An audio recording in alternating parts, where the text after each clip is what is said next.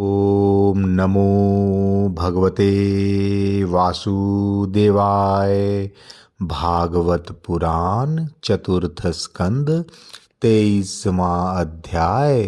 राजा पृथु की तपस्या और परलोक गमन।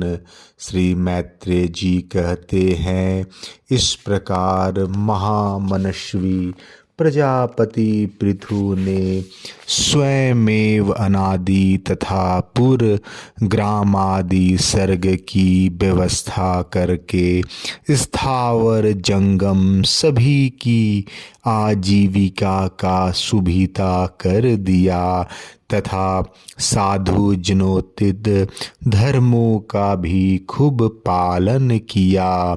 मेरी अवस्था कुछ ढल गई है और जिसके लिए मैंने इस लोक में जन्म लिया था उस प्रजा रक्षण रूप ईश्वर आज्ञा का पालन भी हो चुका है। अतः अब मुझे अंतिम पुरुषार्थ मोक्ष के लिए प्रयत्न करना चाहिए। यह सोचकर उन्होंने अपने विरह में रोती हुई अपनी पुत्री रूपा पृथ्वी का भार पुत्रों को सौंप दिया और सारी प्रजा को बिलखती छोड़कर वे अपनी पत्नी सहित अकेले ही तपोवन को चल दिए। वहाँ भी वे वानप्रस्थ आश्रम के नियमानुसार उसी प्रकार कठोर तपस्या में लग गए जैसे पहले गृहस्थ आश्रम में अखंड व्रत पूर्वक पृथ्वी को विजय करने में लगे थे। कुछ दिन तो उन्होंने कंदमूल फल खाकर बिताए, कुछ काल सूखे पत्ते खाकर रहे, फिर कुछ पखवाड़ों तक जल पर ही रहे और इसके बाद केवल वायु से ही निर्वाह करने लगे। वीरवर पृथु मुनि वृत्ति से रहते थे। गर्मियों में उन्होंने पंचाग्नियों का सेवन किया। वर्षा ऋतु में खुले मैदान में रहकर अपने शरीर पर जल की धाराएं सही और जाड़े में गले तक जल में खड़े रहे। वे प्रतिदिन मिट्टी की वेदी पर ही शयन करते थे। उन्होंने शीतोष्ण आदि सब प्रकार के द्वंद्वों को सहा तथा वाणी और मन का संयम करके ब्रह्मचर्य का पालन करते हुए प्राणों को अपने अधीन किया। इस प्रकार श्री कृष्ण की आराधना करने के लिए उन्होंने उत्तम तप किया। इस क्रम से उनकी तपस्या बहुत पुष्ट हो गई और उसके प्रभाव से कर्ममल नष्ट हो जाने के कारण उनका चित्त सर्वथा शुद्ध हो गया। प्राणायामों के द्वारा मन और इंद्रियों के निरुद्ध हो जाने से उनका वासना जनित बंधन भी कट गया। तब भगवान सनत कुमार ने उन्हें जिस परमोत्कृष्ट अध्यात्म योग की शिक्षा दी थी उसी के अनुसार राजा पृथु पुरुषोत्तम श्री हरि की आराधना करने लगे।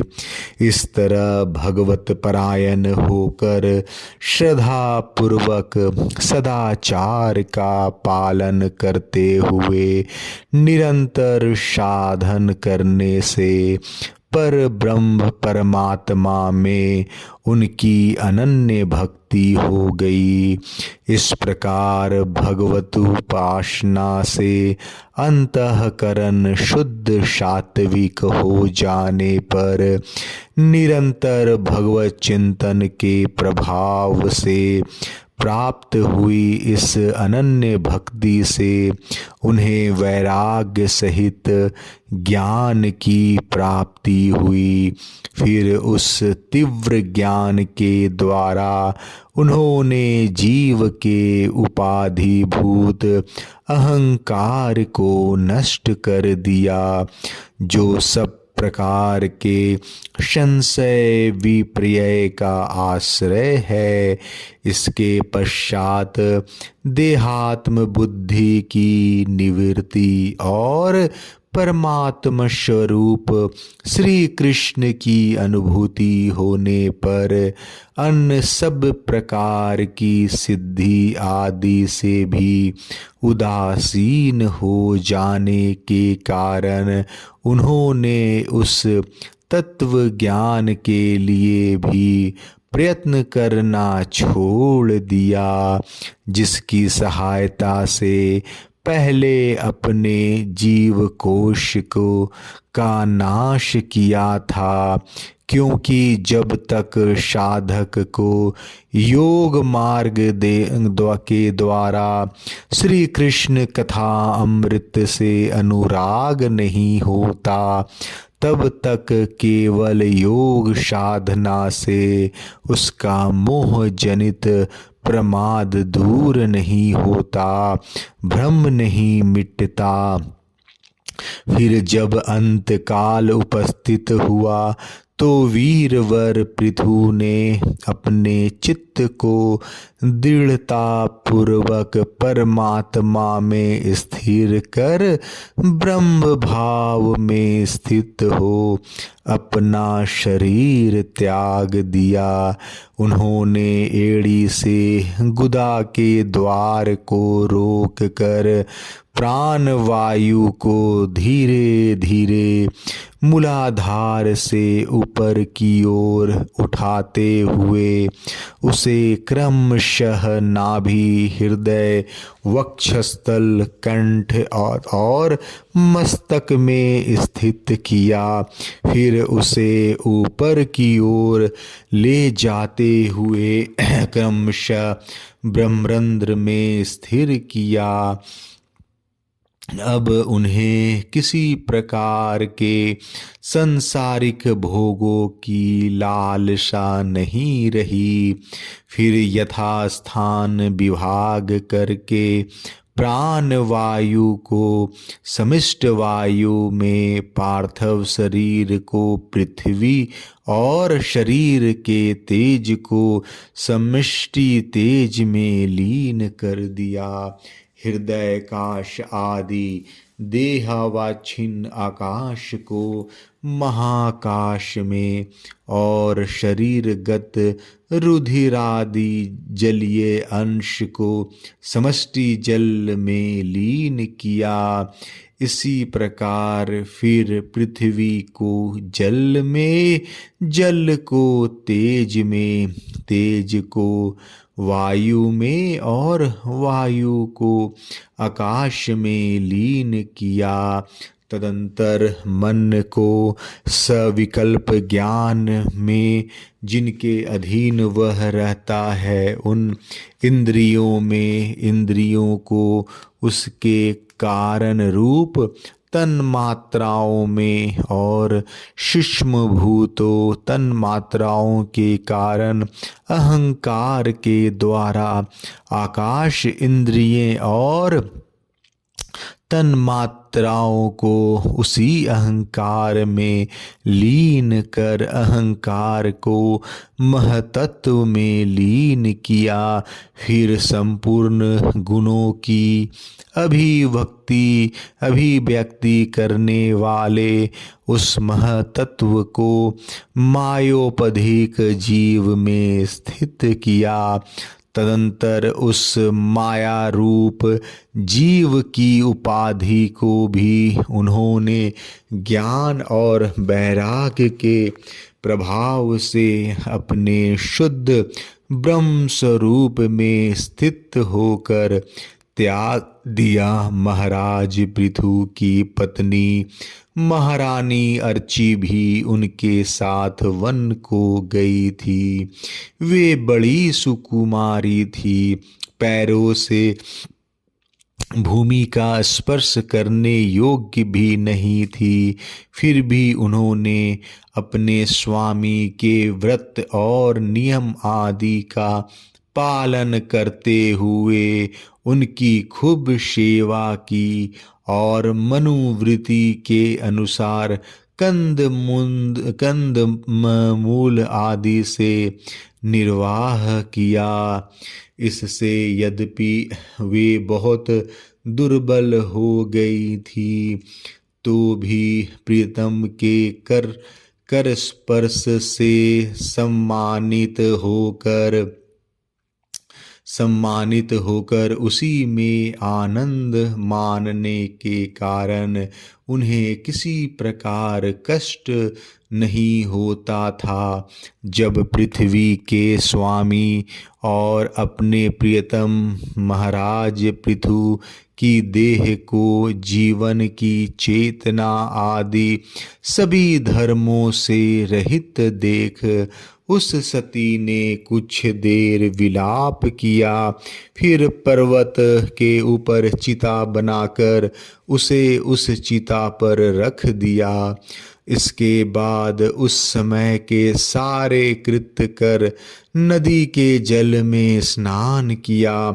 अपने परम पराक्रमी पति को जलांजलि दे आकाश स्थित देवताओं की वंदना की तथा 3 बार चिता की परिक्रमा कर पति देव के चरणों का ध्यान करती हुई अग्नि में प्रवेश कर गई।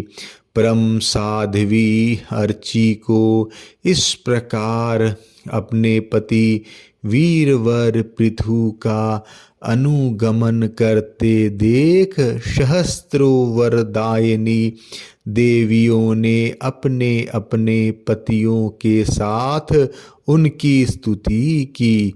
वहाँ देवताओं के बाजे बजने लगे। उस समय उस मंदराचल के शिखर पर वे देवंगनाएं पुष्पों की वर्षा करती हुई आपस में इस प्रकार कहने लगी।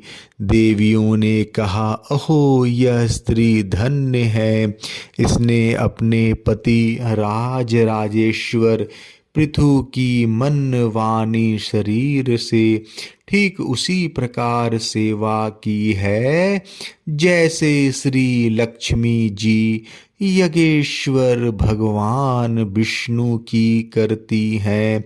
अवश्य ही अपने अचिंत कर्म के प्रभाव से वह यह सती हमें भी लांघ कर अपने पति के साथ उच्चतर लोकों को जा रही है। इस लोक में कुछ ही दिनों का जीवन होने पर जो लोग भगवान के परम पद की प्राप्ति कराने वाला आत्मज्ञान प्राप्त कर लेते हैं, उनके लिए संसार में कौन पदार्थ दुर्लभ है। अतः जो पुरुष बड़ी कठिनता से भूलोक में मोक्ष का साधन स्वरूप मनुष्य शरीर पाकर भी विषयों से आसक्त रहता है, वह निश्चय ही आत्मघाती है। हाय हाय, वह ठगा गया। श्री मैत्रेय जी कहते हैं, विदुर जी, जिस समय देवांगनाएं इस प्रकार स्तुति कर रही थी, भगवान के जिस परम धाम को आत्मज्ञानियों में श्रेष्ठ भागवत प्राण महाराज पृथु गए। महारानी अर्ची भी उसी पति लोक को गई। परम भागवत पृथु जी ऐसे ही प्रभावशाली थे। उनके चरित्र बड़े उदार हैं। मैंने तुम्हारे सामने उनका वर्णन किया। जो पुरुष इस परम पवित्र चरित्र को श्रद्धा पूर्वक निष्काम भाव से एकाग्र चित्र से पढ़ता, सुनता अथवा सुनाता है, वह भी महाराज पृथु के पद भगवान के परम धाम को प्राप्त होता है।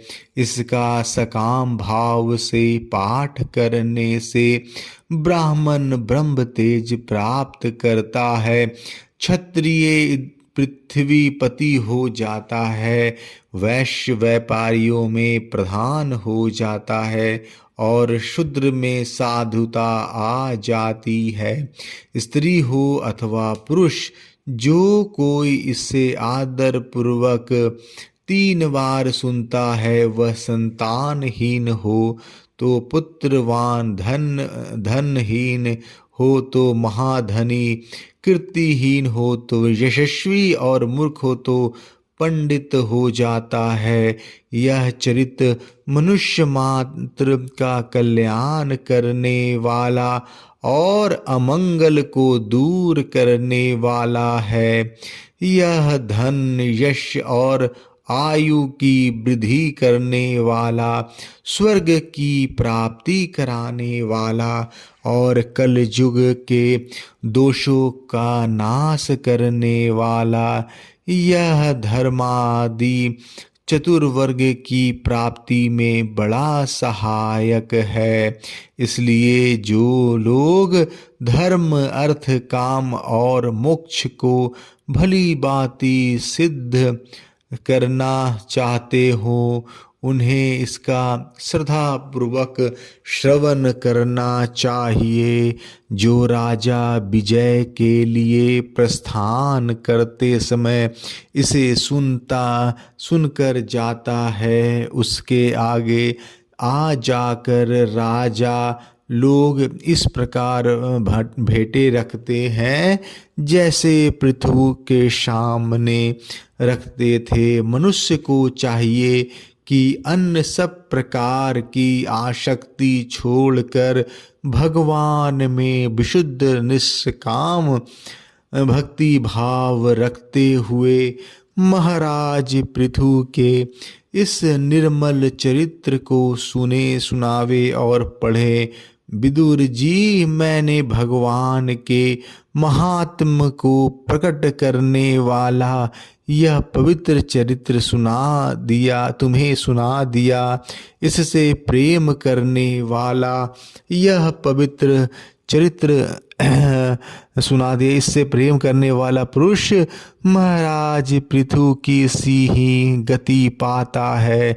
जो पुरुष इस पृथु चरित्र का प्रतिदिन आदर पूर्वक निष्काम भाव से श्रवण और कीर्तन करता है, उसका जिनके चरण संसार सागर को प्राप्त करने के लिए नौका के समान है, उस श्री हरि में सुदृढ़ अनुराग हो जाता है।